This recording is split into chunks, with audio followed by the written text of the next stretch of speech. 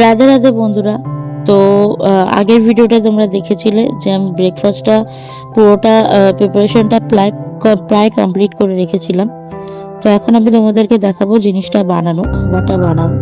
এটা বেসিক কিছুই না, এটা হচ্ছে বেসিক যে রাভা ধোসা আমরা বলি সেটা।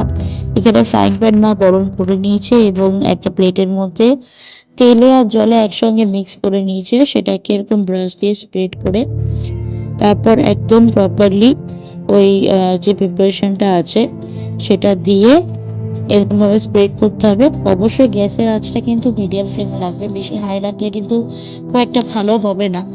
তারপর এরকম ঢাকা দিয়ে দিতে হবে। 2 মিনিট মতো ঢাকা দিয়ে রেখে যখনই খুলবে দেখবে উপরটা এরকম ড্রাই হয়ে এসছে, তখন তার উপর থেকে স্টাফিংটা দিয়ে এটাকে জাস্ট ধোসার মতো মুড়ে নেবে। আর স্টাফিংটা আবারও বলছি, স্টাফিংটা তোমরা নিজের মনের মতন করতে পারো। এখানে যেমন আমি কুমড়ো আর আলু দিয়ে করেছি, এখানে তোমরা চাইলে পেঁয়াজও ব্যবহার করতে পারো, অন্য যে কোনো সবজি।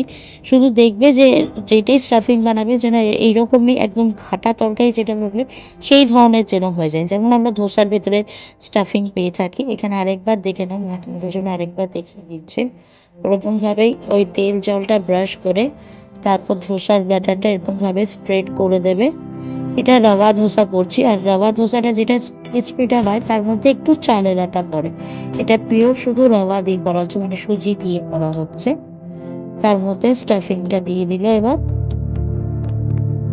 স্টাফিংটা দিয়ে সেটাকে ভালো করে ছড়িয়ে নিয়ে তারপর নড়বে। খুব কম তেলে হয়ে যায়, তেলও বেশি লাগে না, এবং সুজি খুব হেলদি জিনিস। আলুটা অল্প ব্যবহার করা যেতেই পারে। এর সঙ্গে তোমরা চাইলে নারকেলের চাটনি বা বাদামের চাটনি করতে পারো।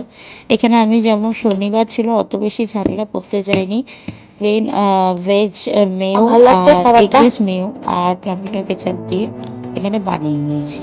এখানে মাকে জিজ্ঞাসা করছি কেমন লাগছে, ভালো লাগছে। তখন বাবা ছিল, বাবাও এই ধরনের খাবারগুলো ভীষণ ভালোবাসতো। আমি ঘরে করে দিলে সেটা তো কোনো কথাই ছিল না। বাবা বাইরের ফাস্ট ফুডের থেকে সবসময় সব খাবার বেশি পছন্দ করতো, ঘরে করে দিলে খাবার মিলে তো পাপা নেই, তাই তার স্মৃতি সারা জীবন সব কিছুতেই আমাদের মধ্যে রয়ে যাবে। চলো খাওয়া দাওয়া